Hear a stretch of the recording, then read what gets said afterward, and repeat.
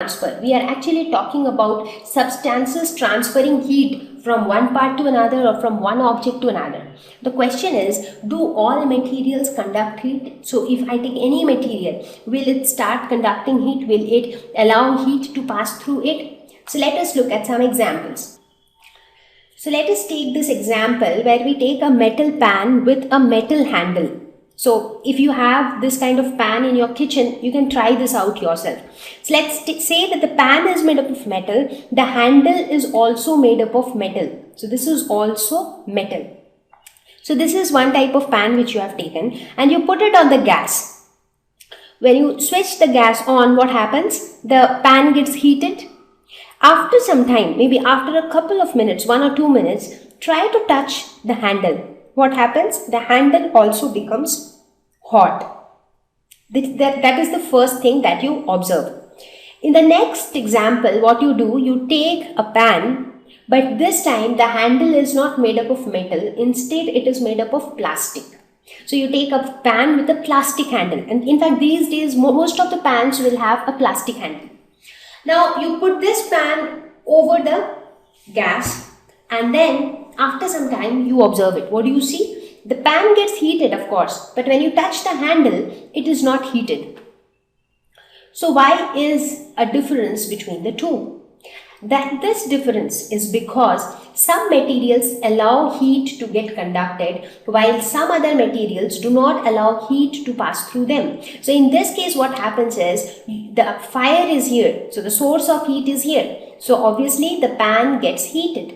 But gradually it spreads to other parts of the pan also. That's how heat transfer happens from one part of the object to the other. And since it is all made up of metal and metal conducts heat, it allows heat to pass through it. Therefore, the handle also becomes heated. But in this case, what happens is the pan definitely gets heated because it is made up of metal. But since this handle is made up of plastic and plastic does not conduct heat, plastic does not allow heat to pass through it. Therefore, the plastic handle does not get heated. So what do we observe from this? So from this we observe that metals conduct heat. That is, metals allow heat to pass through them, but plastics do not conduct heat.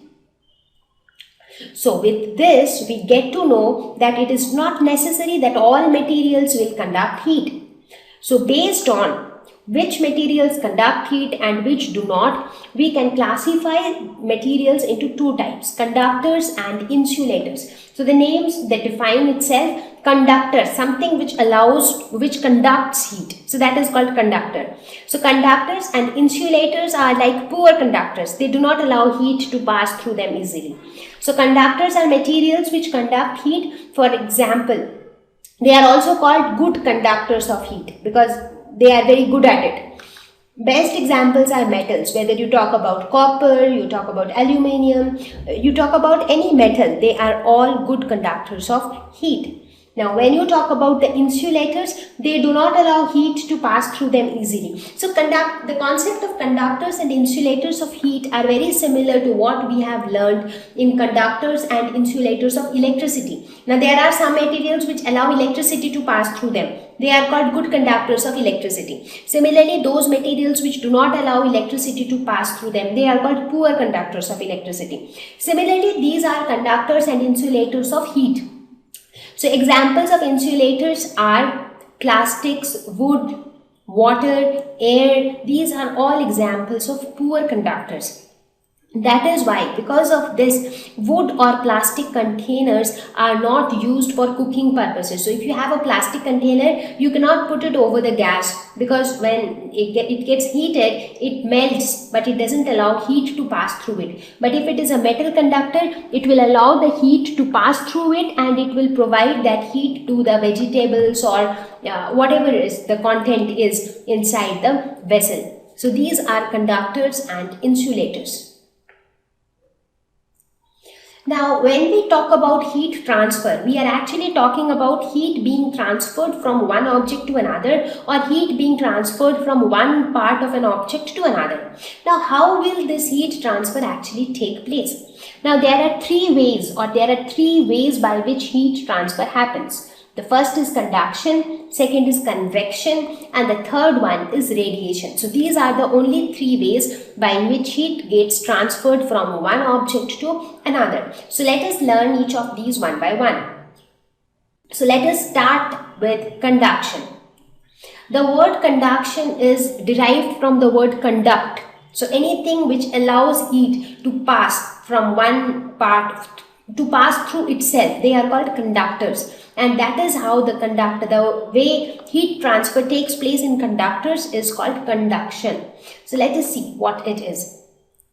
So it is the transfer of heat between different parts of a body because of their temperature difference. So it is like the same object. Within the same object, heat is being transferred from one part to another part. And why anywhere heat transfer taking place is because of difference in temperature. Wherever there will be temperature difference, only there heat transfer will take place. Now, when this heat transfer takes place within one particular object, then it is called conduction. There it is known as conduction. So here you can think of the example of the metal pan with the metal handle. So in that case, what happens? The entire part, whether it is the handle or it is the pan, it is all part of the same vessel, right? But what happens when you heat it? First of all, this portion gets heated up. Then the heat gets conducted to the fish which is present inside the pan. Gradually it also heats up the handle of the pan. So what is happening here? Here the same object is being heated, but different parts of the body is being heated because there is a difference in temperature. So this has a more temperature than this. So therefore heat flows from here to here, and that's how the handle also gets heated. So this is an example of conduction. So heat is always transferred from hotter end towards the colder end. So hotter end to colder end. That is how heat transfer takes place. Now, conduction is the most important mode of heat transfer in solids.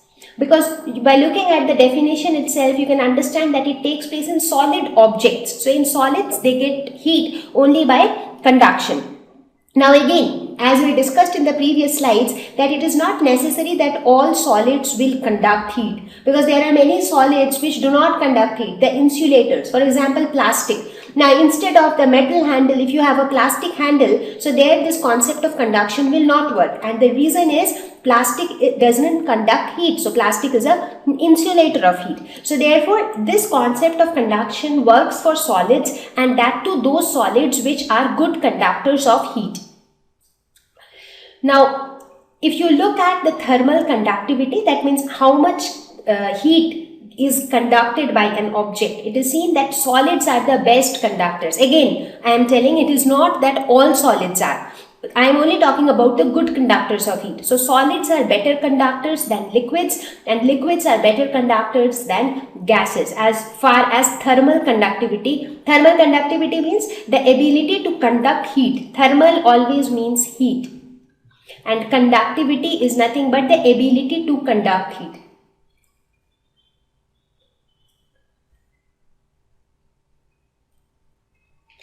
So let us take this simple example to understand the concept of conduction. So let us suppose that we have two different objects. Say this is object A and this is object B. And these two objects are connected to each other through this rod. So this is a rod. So now they are all conductors. So they all conduct heat. So let us suppose the object A is at a temperature say TA and the object B is at a temperature TB. And we say that temperature of A is greater than the temperature of B. That means object A is hotter than object B. Now, what should happen as per the concept of conduction? As per conduction, whenever there is a temperature difference, heat transfer will take place, and conduction will happen in case of solid objects. So this is all, it involves all solids. Also, it has a temperature difference. So that ways, heat transfer should take place from object A to object B. So this is how heat transfer should take place. But will this heat transfer take place for infinite period of time? Not really, because when the heat transfer start taking place, what happens? Gradually the temperature of A starts reducing because it is losing heat, and the temperature of object B starts increasing because it is gaining heat, because heat is getting transferred from A to B. It is like if you are spending money. So what are you doing when you are buying stuff from a shop and spending money? So you are losing money and the shopkeeper is gaining money. So the same thing here. So this is you and this is the shopkeeper. So heat, it is losing heat, so its temperature is decreasing. It is gaining heat, so its temperature is increasing. Now after some time, what will happen? After some time, the temperature of A and the temperature of B will become equal.